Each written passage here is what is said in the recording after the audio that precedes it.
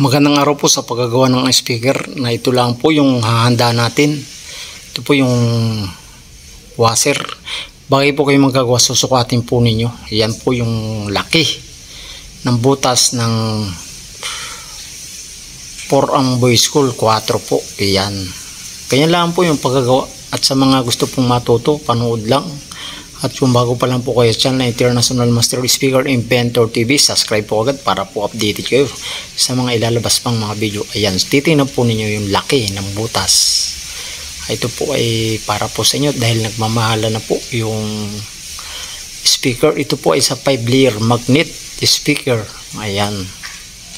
Ito lang po kahaba yung gagawin ninyo at i-ready. Ayan, titingnan po ninyo yung luang na butas. Dapat po ganyan para pang subwoofer. Yan. Sa mga kaibigan po natin dyan na binabahagi lang po namin yung ito, paggawa ng 5-layer magnet at nagmamahala na po.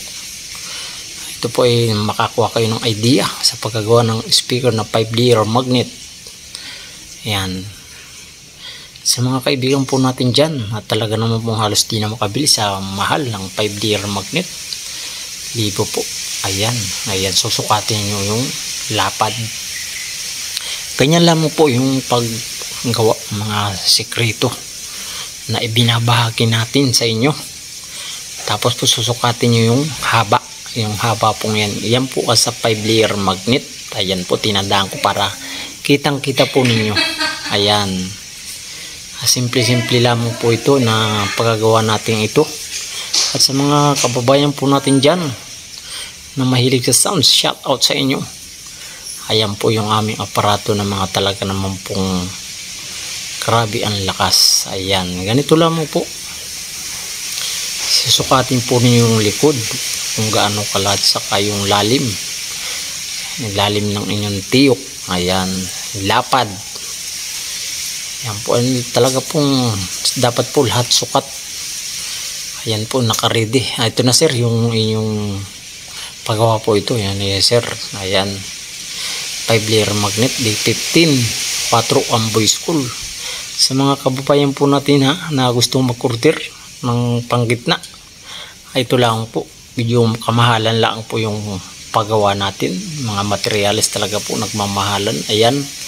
Yung haba ng tiyok na 5-layer magnet na pagbabahagi natin sa mga kaibigan po natin na gustong matutong gumawa ng 5-layer magnet. Di na po kayo bibili pag kayo ang gagawa, mas nakakamukha kayo.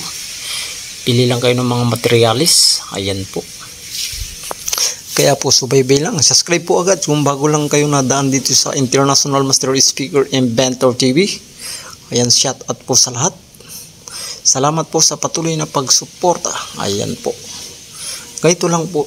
Yan. Lagi po yung titingnan yung luang ng butas.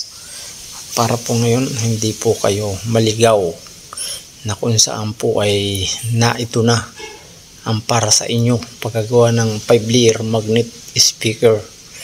Yan. Lagi po yung titingnan kung ano po ang laki ng butas para po ngayon paghagod ng boy school. Maganda ang pagkakahagod para po malakas yung speaker nyo. Ayan po yung mga aparato namin.